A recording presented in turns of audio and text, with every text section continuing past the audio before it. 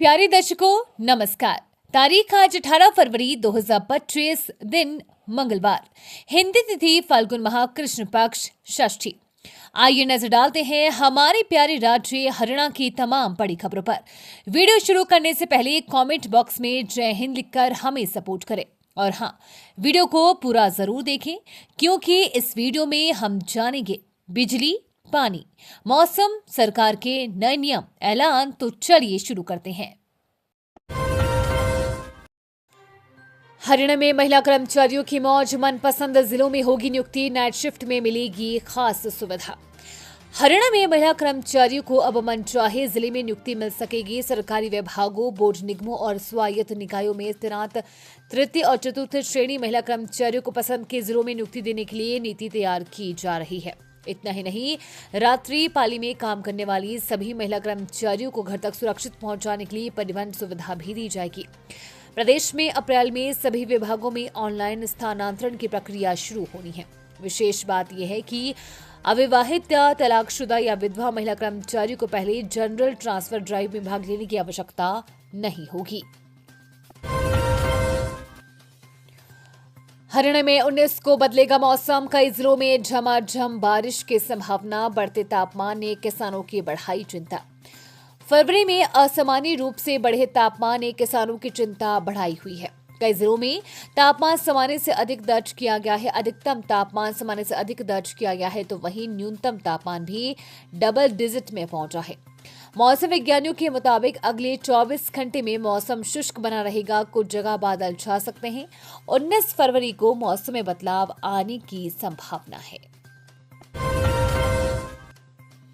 विधायी संस्थाओं में बढ़ेगी युवा और महिलाओं की भागीदारी, कल्याण। विधायकों के प्रबोधन कार्यक्रम की सफलता से उत्साहित हरियाणा विधानसभा अध्यक्ष हरविंद्र कल्याण ने भविष्य में प्रशिक्षण कार्यक्रमों की विस्तृत योजना बना ली है। कल्याण विधायी संस्थाओं में युवा और महिलाओं की भागीदारी बढ़ाने के लिए भी खाका खींच रही हैं। उन्होंने विधानसभा सचिवालय में शोध और AI आधारित तकनीकों को प्रोत्साहित करने का भी निश्चय किया है।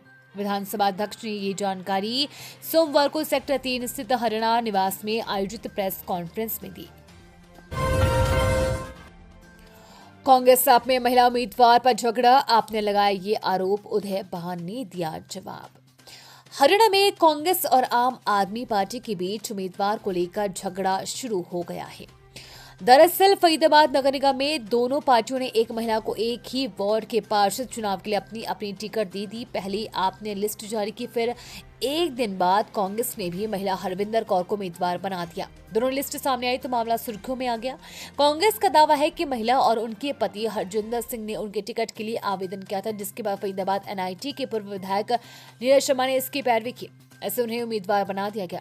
वहीं आम आदमी पार्टी का कहना है कि महिला और उनके पति खुद हमसे टिकट लेकर गई हैं। इसके बारे में पास फोटो वाले सबूत भी हैं। कांग्रेस को उम्मीदवार नहीं मिल रही है, इस वजह से हमारा कैंडिडेट ले लिया। भूजल सुधार के लिए प्रदेश सरकार उठा रही अनेक प्रभावी कदम। 6,000 करोड़ रुपए के बजट का है प्रावधान। हरियाणा में भाजपा सरकार ने भूजल संरक्षण, पर्यावरण संरक्षण जैसे संजीदा मसलों पर भी अनूठी योजनाएं लागू की हैं, जिनके सार्थक परिणाम सामने आए हैं। पिछले कुछ वर्षों से सरकार की ओर से भूजल के अत्यधिक दोहन को रोकने के लिए आधा दर्जन योजनाएं चलाई जा रही है। इसी कड़ी में अब राज्य सरकार केंद्रीय जल संसाधन मंत्रालय के साथ मिलकर भूजल सुधार के लिए ठोस योजना लेकर आई है। इस योजना के तहत डार्क जोन में आने वाले खंडों में भूजल सुधार के लिए प्रभावी कदम उठाए जाएंगे।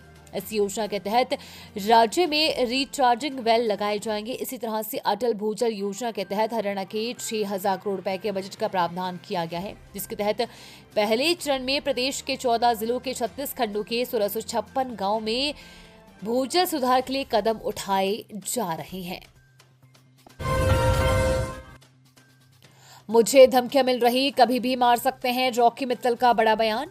प्रदेश का बहुचर्चित मामला भाजपा के प्रदेश अध्यक्ष को हनी ट्रैप में फंसाने की साजिश के मामले में पुलिस ने 3 नामजद आरोपियों को गिरफ्तार किया है।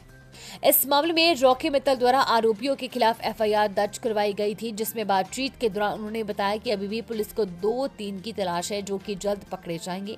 उन्होंने इस मामले में अमित बिंदल, महक और प्रिया के साथ कई लोगों के बारे में बात करते हुए बताया कि जो लोग इस मामले में से सीधे जुड़े हुए थे, सड़कों पर आकर प्रदर्शन कर रहे थे, षड्यंत्र रच रहे थे, उनके बाई नेम मैंने एफआईआर दर्ज करवाई है, जिस पर कार्रवाई चल रही है। पूर्व बीजेपी एमपी संजय भाटिया के मौसा के ठिकानों पर ईडी की कार्रवाई, 40 लाख कैश बरामद, करोड़ों की ज्वेलरी की जब्त। पूर्व भाजपा सांसद संजय भाटिया के मौसा और पानीपत के भाजपा नेता नीतीश सेन भाटिया के 4 ठिकानों से ईडी की टीम ने 40.62 लाख कैश और 1.61 करोड़ की ज्वेलरी जब्त की है। सोमवार को ईडी ने सोशल मीडिया पर रिकवरी की जानकारी दी।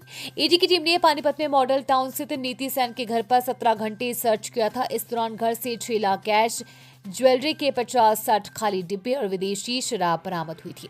तब ईडी की टीम उनके घर से 3 बड़े बॉक्स और एक थैले में सामान भरकर ले गई थी। ईडी की टीम ने हिमाचल में पांवटा साहिब स्थित फार्मास्यूटिकल कंपनी पर भी रेड की थी। हरियाणा में भूकंप के झटके, गुरुग्राम, रोहतक समेत 5 जिलों में असर, घरों से बाहर निकले लोग, रिक्टर स्केल पर 4 रही तीव्रता। हरियाणा में सोमवार सुबह करीब 5:36 पर भूकंप के झटके महसूस किए गए। 5 जिलों सोनीपत, रोहतक, गुरुग्राम, फरीदाबाद और झज्जर के बहादुरगढ़ में इसका असर दिखा। रिक्टर स्केल पर भूकंप की तीव्रता 4 मापी गई है।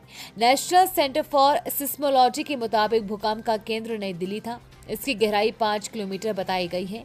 वहीं 2.5 घंटे बाद सुबह 8 बजे बिहार के सिवान में भी भूकंप आया। यूपी के 16 जिलों में भूकंप के झटके महसूस किए गए। भूकंप के तेज झटकों से कई इलाकों में लोग घबराकर घरों से बाहर निकल आए।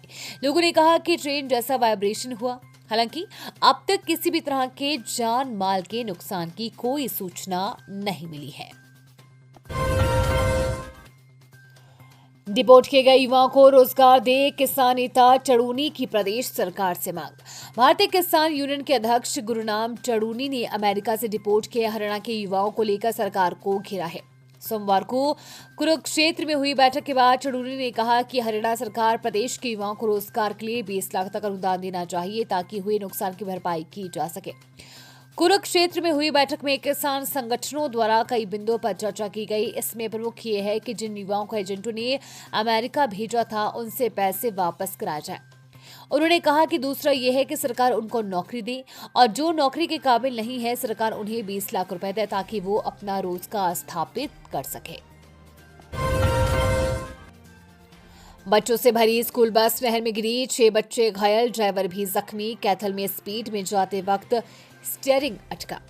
हरियाणा के कैथल में निजी स्कूल की बस 25 फीट गहरी नहर में गिर गई। हादसे के वक्त बस में 9 बच्चे सवार थे। हालांकि 6 बच्चों को चोटें आई हैं, साथ ही बस का ड्राइवर भी घायल है। सभी घायलों को नजदीक अस्पताल में भर्ती कराया गया है। हादसा स्टीयरिंग में खराबी की वजह से हुआ। स्टीयरिंग ने ठीक से काम नहीं किया तो ड्राइवर बस को संभाल नहीं पाया और बस सीधा नहर में जाकर पलट गई। घायल बच्चों का हाल जानने के लिए पहेवा के ब्लॉक शिक्षा अधिकारी रामराज कौशिक भी पहुंचे। वहीं बस के ड्राइवर का कहना है कि सड़क पूरी तरह से टूटी हुई थी, इस वजह से बस का संतुलन खराब हुआ। ये थी आज की फटाफट खबरें। हम मिलेंगे अगले बुलेटिन में, तब तक के लिए धन्यवाद और जय हिंद।